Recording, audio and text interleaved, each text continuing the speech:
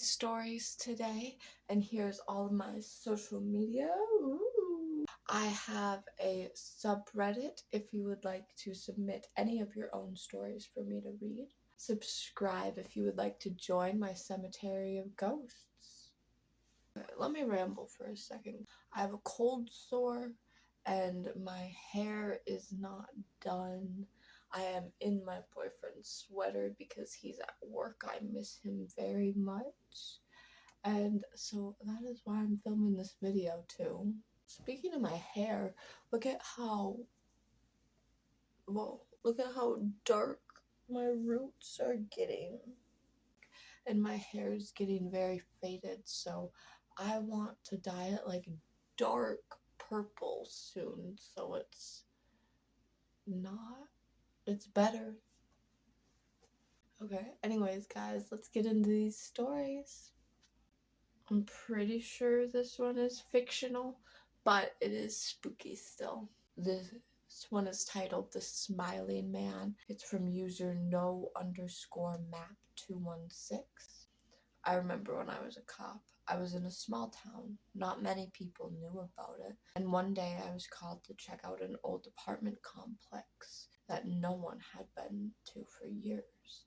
It had been closed down for a ton of health reasons, but you know how teens are. Sometimes they went up there to smoke, graffiti, and stuff. My job, or someone else's in the area, was just to kick them out. We didn't really care.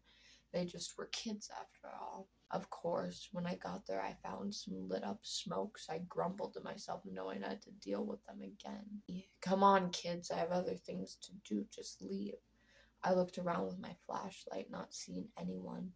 I sighed and continued deeper into the complex, walking upstairs. I could hear someone moving upstairs. The closer I got to the noise, the more I heard grunting, wheezing. Someone was in pain. I hurried up the stairs, looking through the empty apartments, and one of them held a man in a chair. At least what was once a man. The chair and his surroundings were bloody. The room had been remodeled to look like a surgery room, a quick, cheap one. The tools weren't even cleaned. There were bodies in the back. Their heads were missing. That wasn't even the worst part of it. The worst part was the guy I found. His body was fine, but his mouth was surgically enlarged up 5 times its normal size. His gums, his cheeks, his teeth. He had now around 176 teeth, not all his. The way it was shaped was made to be a smile, a large, disturbing, non-human smile. His throat had been stretched out to fit all around his mouth. The man was crying when I found him.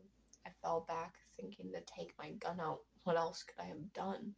At first, I thought he could have hurt me or something. After I raised my gun to him, I noticed he was tied to the chair. I don't know who did that to this man. We never caught them. I had called backup, and they had found the man dead on arrival, shot on sight by me. I won't give you many details on what he told me to try and track the man, but he mostly told me to end his suffering, which I did. People did not need to know about this, so I was asked to stay at home, talk to no one about it, and they'd get back to me. I'm sharing this story today because we still haven't caught the person that did this. It's been years since this happened, and I just can't live with the thought of no one knowing this person is still alive. I hope not. This next story is titled, I Reached for a Pillow in the Dark. It wasn't a pillow, and it's from user muscletradition557. This happened a few years ago, and I still can't make sense of it. I don't know if it was exhaustion, alcohol, or something else entirely, but it unsettles me when I think about it. I was staying at my parents' house in a separate studio space that used to be a garage before they renovated. It was winter, but the room was heated. I had a little wine earlier in the night, not enough to be drunk, just enough to feel a little tired. It was around 2 a.m. and I was on the phone with my boyfriend at the time, talking about life and trying to clear my head. The room was pitch black, no nightlights, no glow from the street, just total darkness. At some point, I laid down on the carpet while we talked, exhausted. That's when I noticed something beside me on the floor. It looked like a pillow. I couldn't see much, just a dark, soft-looking shape next to me. Without thinking, I rolled over and wrapped my arms around it. Instantly, something was wrong. The best way I can describe it is that the entire atmosphere shifted in a second. The room, which had been warm, suddenly felt colder. Not a draft, not my imagination. The air itself felt different. And this feeling came over me like a wave of deep, heavy sadness. Not my own sadness, something else. It wasn't gradual, it wasn't subtle. It hit me all at once, like flipping a switch. 1 second I was tired but fine. The next it was like something dark had wrapped itself around me. Like I had stepped into something I wasn't supposed to touch. I shot up and ran out of my room. My heart was racing. I felt sick, like I had brushed up against something I shouldn't have. The next morning I went back trying to make sense of it. There was nothing there. No pillow, no blanket, nothing in that spot at all. I don't know what happened. I don't know if my brain glitched, if I was just too exhausted, if something else was in the room with me. But I know how it felt, like I had touched something that it didn't want to be touched. Has anyone ever experienced something like this? What could I have felt? Was there some kind of sleep deprivation, hallucination, or was there actually something there? I need answers. Yikes. This one is titled Ghost Encounter, and it's from user Norman Skyprog 1993. This happened about 20 years ago.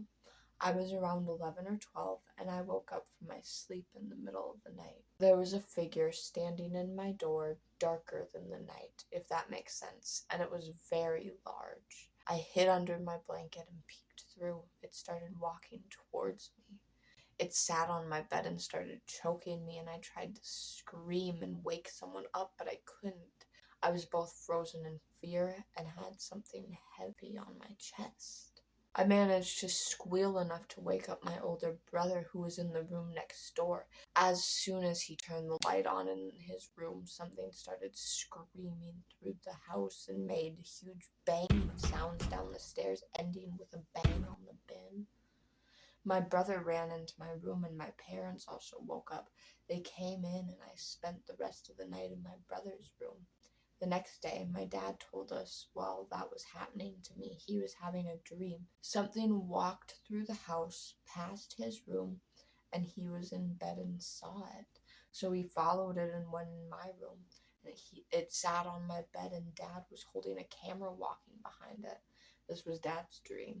He then yelled at the thing to leave me alone, and when it looked at him, the camera broke into small pieces, and that's when he woke up. By far, crazy experience in my life, and nothing like that has ever happened since. That's crazy, and it's crazy when people's, dreams correlate to, the other side, because that is all so connected, and that just fascinates me so much. I used to lucid dream, all the time as a kid, and yeah. Thank you guys for watching this video. Please subscribe and comment down below and like. Stay spooky, guys, and I will see you next Friday. Peace. Bye.